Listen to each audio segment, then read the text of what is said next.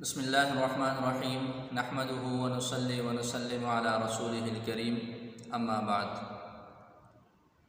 اسم متمکن کی اقسام میں سے اگلی قسم جمع مؤنث سالم ہے۔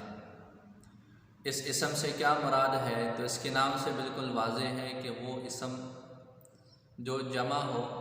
یعنی تثنیہ اور مفرد نہیں ہے، مؤنث ہو یعنی وہ جمع مؤنث کے لیے استعمال ہو، مذکر کے لیے اس کا استعمال نہ ہو، اور وہ جمع سالم ہو، جمع مؤنث سالم۔ سالم اور مکسر کی بحث اس سے پہلے سبق میں ہم پڑھ چکے کہ جب ہم جمع بناتے ہیں تو بعض مرتبہ اس کا مفرد، اس کا وزن وہ برقرار رہتا ہے، سلامتی کے ساتھ محفوظ رہتا ہے۔ لہذا مسلمون کی جمع جب ہم بناتے ہیں تو مسلمون یا مسلمین، مسلمتن کی جمع جب ہم بناتے ہیں تو مسلماتن مسلماتن کا استعمال ہوتا ہے۔ تو جو مفرد ہے اگر تو وہ برقرار ہے، سالم ہے، محفوظ ہے، تو اس جمع کو پھر ہم جمع سالم کہیں گے۔ اس کی پھر دو قسمیں ہیں، ایک جمع مذکر ہے اور ایک جمع مؤنث ہے، مذکر سالم اور مؤنث سالم۔ اس کے مقابلے میں جمع مکسر ہے، جب ہم جمع بناتے ہیں تو مفرد کا وزن برقرار نہ رہے، جیسے رجل سے رجال ہے، رجال الگ وزن ہے، رجل الگ وزن ہے، مفرد کا وزن برقرار نہیں ہے۔ آج ہم انشاءاللہ جمع مؤنث سالم کا اعراب پڑھیں گے، یعنی ایسا کلمہ، ایسا اسم جو جمع ہو، مؤنث سالم کے طور پر جو ہے وہ استعمال ہو۔ اس کا اعراب یہ ہے کہ اس پر حالت رفع، نصب اور جر کے اندر، تینوں حالتوں کے اندر جو اعراب آتا ہے یہ اعراب بالحرکت ہے اور لفظی ہے، یعنی حرکتی اعراب ہے اور حرکت کے ساتھ ساتھ جو ہے وہ لفظی ہے۔ اس کی حالت رفعی جو ہے وہ لفظی طور پر ضمہ کے ساتھ ہے، تنوین بھی آ سکتی ہے،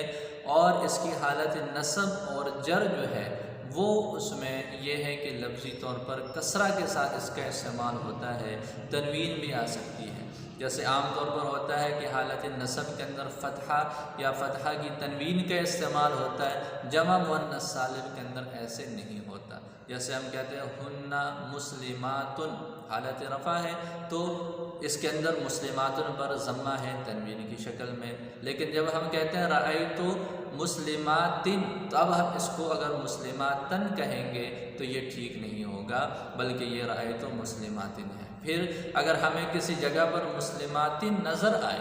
کسی کلمہ کے اندر جمع مؤنث سالم ہو اور اس کے نیچے دو زیر ہو یا ایک زیر ہو، تو یہ اس بات کی دلیل نہیں ہے کہ جی یہاں پر اس جمع پر وہ حالت جری ہے، اس لیے کہ اس کی حالت جری کی طرح حالت نسبی کا بھی استعمال ہے۔ تو یہ اس کے اندر عام اسماء سے ذرا تبدیلی ہے کہ اس کی حالت نسبی جو ہے وہ بھی حالت جری کے تابع ہے، لہذا اس پر حالت نصب کے اندر وہ زبر اور فتحہ کا استعمال نہیں ہوتا، بلکہ حالت جری کی طرح اس کے نیچے بھی کسرے کا ہی استعمال ہوتا ہے۔ جمع مؤنث سالم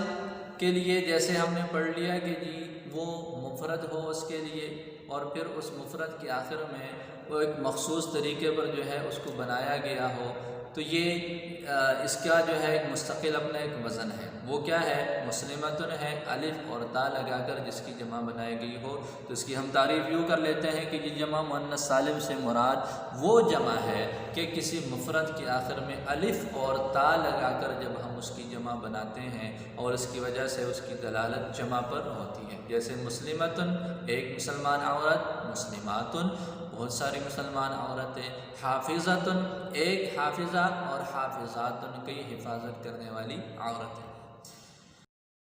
اگلی بحث یہ ہے کہ جمع مؤنث سالم کن کن صورتوں میں بن سکتا ہے، اس کی بھی جو ہے وہ کچھ وضاحت ہے، کچھ اس کی صورت ہے۔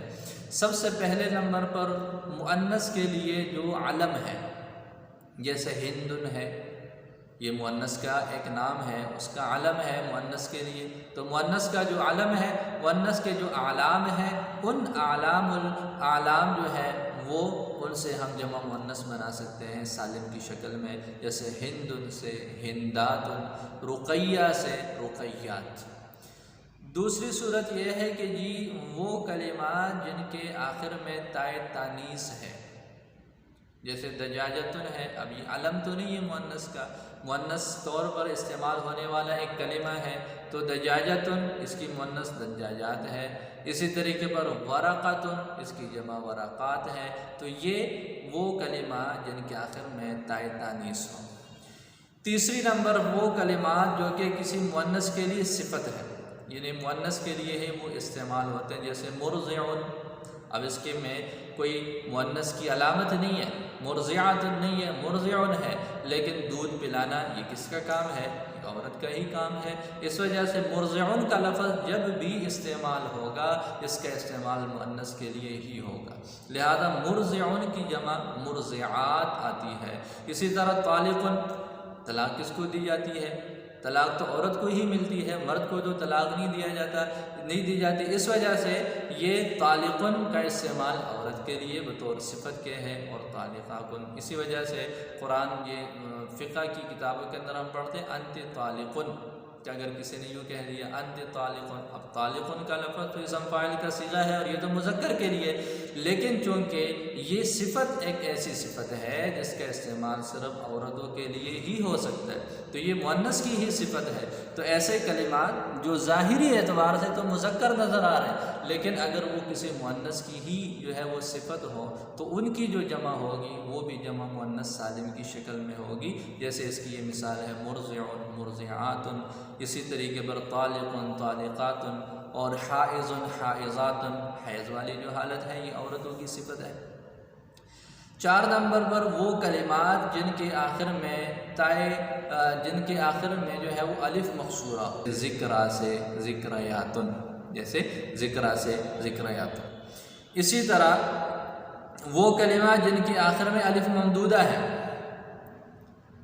وہ کلمات جن کے آخر میں الف ممدودہ ہو، جیسے صحرا، حسنا، تو اس کی جو جمع ہوگی وہ بھی صحراواتن اور حسناواتن کی شکل میں جو ہے وہ ہوگی۔ آگے وہ کلمات جو کہ غیر عاقل، مذکر غیر عاقل کی صفت ہو، یعنی وہ ہے تو مذکر لیکن ایک کلمہ مذکر ہے، اس مذکر کی جو ہے وہ صفت ہے، تو صفت مذکر غیر عاقل کے لیے جو استعمال ہو، جیسے شاہقن، شاہقاتن، باہزن، باہزاتن، اس کی ایک مثال وہ ہے الاسم المرفوع، الاسم المرفوعات، کہ وہ مذکر جو کہ غیر عاقل ہے، لہذا غیر عاقل کی جو جمع ہوتی ہے اس جمع کے لیے جو بطور صفت کے کلمہ استعمال ہوتا ہے وہ اس کی شکل جو ہے وہ بن جاتی ہے، الف اور تا کے ساتھ اس کی جمع لائی جاتی ہے۔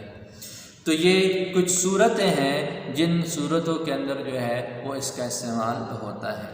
یہ 6 نمبر دوبارہ سمجھ لے اس کو، شاید یہ سمجھنا ذرا مشکل ہے کہ صفت المذکر غیر العاقل، یہ ایک مذکر ہے، مذکر کی، اور وہ مذکر غیر عاقل ہے، اس کی صفت لائی جائے گی، اس کی جو صفت لائی جائے گی وہ جب جمع کی شکل میں ہوگی تو اس کی جو جمع ہوگی وہ بن جائے گی اس کی الف اور تا کے ساتھ، جیسے الاسم المرفوع،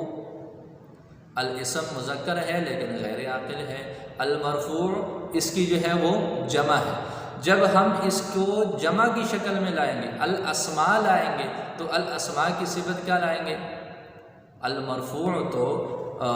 اسم مفعول کا صیغہ ہے، تو مرفوع، مرفوعانی، مرفوعون ہونا چاہیے مذکر کے لیے، لیکن ہم یہاں پر مرفوعات، منصوبات اور مجرورات پڑھتے ہیں، الاسماء المرفوعات، الاسماء المنصوبات، الاسماء المجرورات۔ یہ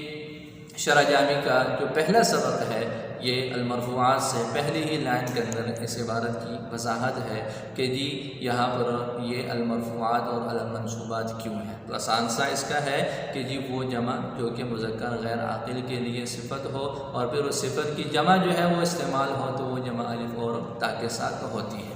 تو یہ کچھ صورتیں ہیں کہ جن صورتوں کے اندر ہم الف اور تا کے ساتھ اس جمع کا استعمال کرتے ہیں۔ اب ہم دیکھتے ہیں کہ قرآن کے اندر اس کی مثالیں جو استعمال ہوئی ہیں مختلف حالات کے اندر وہ کیسی ہیں اور ان کا استعمال کیسا ہے، جیسے والنازعات غرقا، والناشطات نشطا، والسابحات سبحا، سورۃ النازعات کی ابتدائی آیات ہے۔ نازعات، نازعات، ناشطات، ناشطۃ اور سابحات، یہ سابحۃ کی جمع ہے، جمع سالم ہے، جمع مؤنث ہے، اس وجہ سے یہ اسم متمکن کی یہ قسم ہو جائے گی، اور اس پر حالت جری ہے، اس کی حالت جری لفظی طور پر کسرہ کے ساتھ ہے، بغیر تنوین کے ہے، اس لیے کہ یہاں پر الف اور لام کا استعمال ہے تو تنوین نہیں آ سکتی۔ اسی طرح وقد انزلنا آیات بینات ہے، یہ دیکھیں یہاں پر آیاتن ہے، آیاتن یہاں پر انزلنا کے لیے مفعول بھی ہے، حالت نصبی ہے اور اس کے نیچے کسرہ ہے، تو وہی بات جس کو ملحوظ رکھنا بہت زیادہ ضروری ہے کہ یہ جمع مؤنث سالم ہے، آیاتن کی جمع، اور اس کی جو حالت نصبی ہے وہ لفظی طور پر کسرہ کے ساتھ ہوتی ہے، تنوین بھی آ سکتی ہے، بغیر تنوین کے بھی ہوتی ہے۔ یہاں پر آیاتن اور بیناتن یہ دونوں جمع مؤنث ہے، دونوں پر حالت نصبی ہے، لہذا حالت نصبی کو لفظی طور پر کسرہ سے ظاہر کیا گیا ہے۔ اسی طرح حور مقصورات فی الخیام،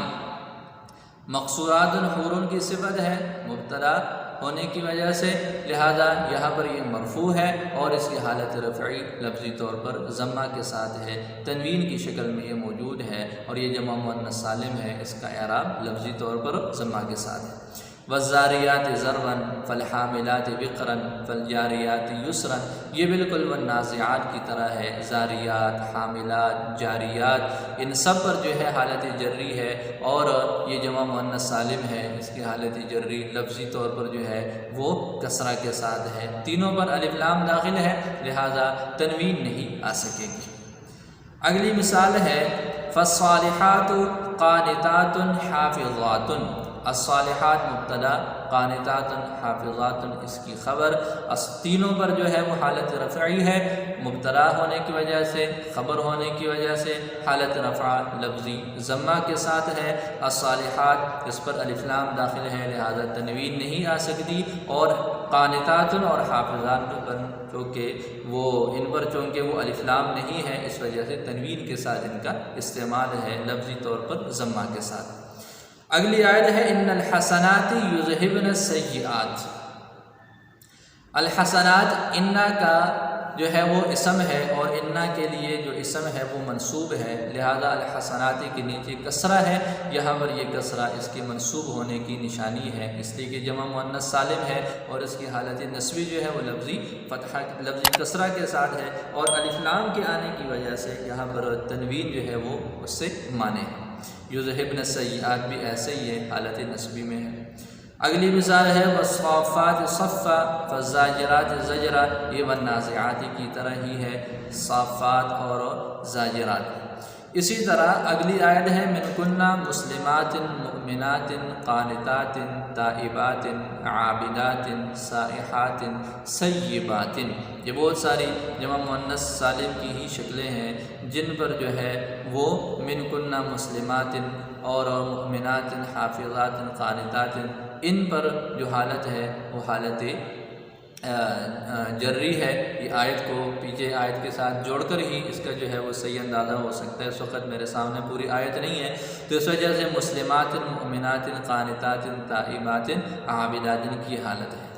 ان المسلمین والمسلمات والمؤمنین والمؤمنات والقانتین والقانتات والصادقین والصادقات والصابرین والصابرات والخاشعین، لمبی آیت ہے، اس آیت کے اندر جو ہے وہ مسلمات، المؤمنات، القانتات، الصادقات، الصابرات، الخاشعات، المتصدقات، الصائمات اور الحافظات، الذاکرات، یہ ساری صورتیں جمع مؤنث سالم کی ہیں، ان کے اوپر حالت نصبی ہے انا کا اسم ہونے کی وجہ سے، اور اس کی حالت نصبی لفظی طور پر کسرہ کے ساتھ ہے، تنوین کے بغیر، اس لیے کہ یہاں پر یہ الف لام کے آنے کی وجہ سے تنوین نہیں آ سکتی۔ اسی طرح اور بھی بہت ساری صورتیں ہیں قرآن کریم کے اندر، جیسے وَلِلَّهِ غَيْبُ السَّمَاوَاتِ وَالْمُحْصَنَاتُ مِنَ الْمُؤْمِنَاتِ فَالصَّالِحَاتُ قَانِتَاتٌ حَافِظَاتٌ لِلْغَيْبِ مِنَ الظُّلُمَاتِ يُرِيهِمُ اللَّهُ أَعْمَالَهُمْ حَسَرَاتٍ عَلَيْهِمْ وَهُمْ فِي الْغُرُفَاتِ آمِنُونَ، اسی طریقے پر مِن وَرَاءِ الْحُجُرَاتِ حُرُمَاتِ اللَّهِ اسی طرح سبع بقرات جنات معروشات اور راسیات، یہ بہت ساری مثالیں ہیں کہ جن کے اندر جو ہے وہ جمع مؤنث سالم ہے ان کا استعمال ہے۔ تو آج ہم نے جمع مؤنث سالم اور اس کے ملحقات کا اعراب پڑھا، بالکل آسان ہے۔ جمع مؤنث سالم سے مراد وہ اسم متمکن ہے جو جمع پر دلالت کرے اور وہ جمع مؤنث سالم کی ہو، یعنی جمع کے الفاظ مفرد کا وزن برقرار ہے، الف اور تا لگا کر جمع بنائی گئی ہو، اس کی حالت رفعی لفظی طور پر ضمہ کے ساتھ ہے، تنوین بھی آ سکتی ہے۔ حالت نصبی اور جری کے اندر کسرہ کا استعمال ہوتا ہے، تنوین بھی آ سکتی ہے، اس کے اندر فتحہ یا فتحہ کی تنوین کا استعمال نہیں ہوتا۔ اللہ تعالیٰ سب کو سمجھ عطا فرمائے۔